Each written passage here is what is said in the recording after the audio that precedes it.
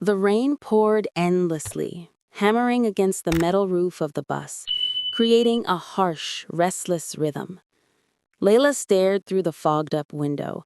The road was narrow, flanked by towering dark trees that stood like silent guardians. "This is the last stop," the driver said. "From here, it's a 10-minute walk to your cabin. But hurry, this forest isn't safe at night." Leila stepped off with her small suitcase. The village was damp and suffocating.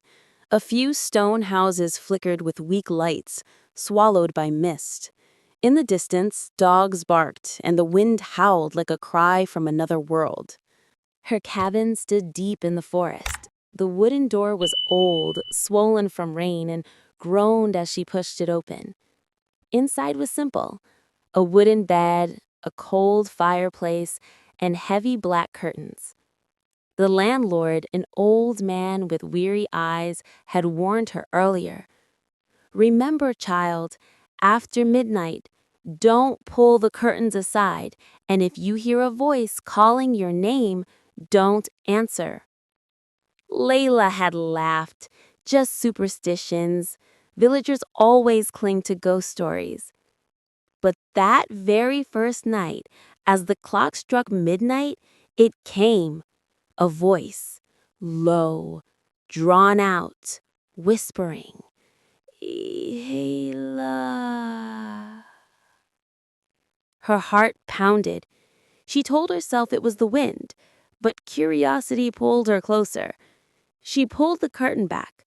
The forest was drowned in mist, and there, between the trees, stood a tall shadow.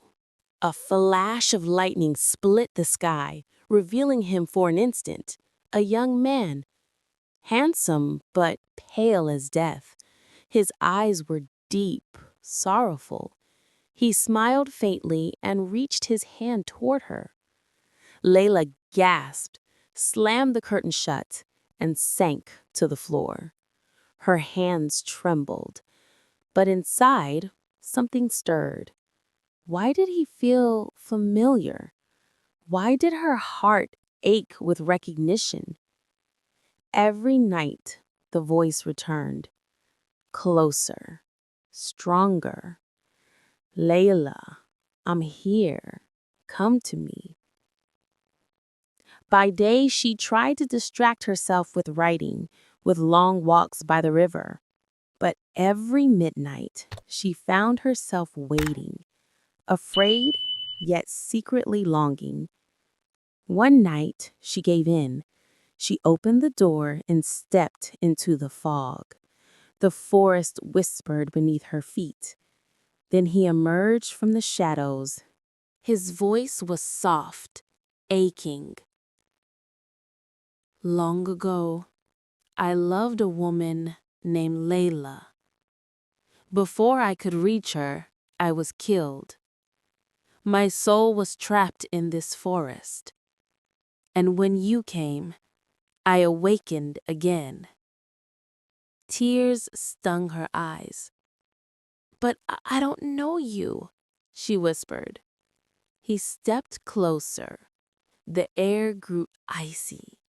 He pressed his hand against her chest.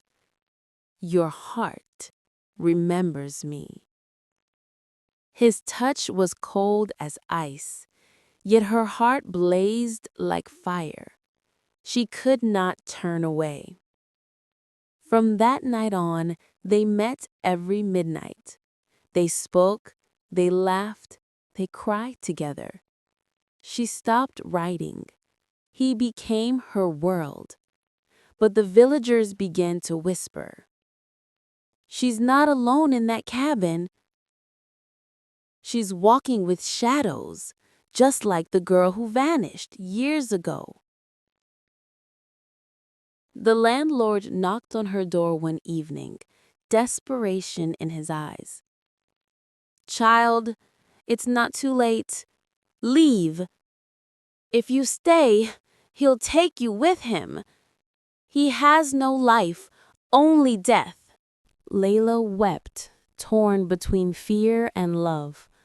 But her heart had already chosen. On a stormy night, the man extended his hand. Come with me, Leila. In this world, we can't be together, but beyond, nothing will ever separate us. Leila glanced one last time at her cabin, at the unfinished notebooks on the table, at the fading lights of her old life. Then she placed her hand in his. By morning, the cabin was empty. On the table lay her open notebook, the last line written in trembling ink. I have chosen love, even if it lives in the shadows. Since then, no one has seen Leila again. But on rainy midnights, deep in the forest, villagers swear they still hear them. A woman and a man whispering each other's names, forever bound between love and death. If you want to hear more romantic and scary stories from Sadazone, please subscribe, like, and comment.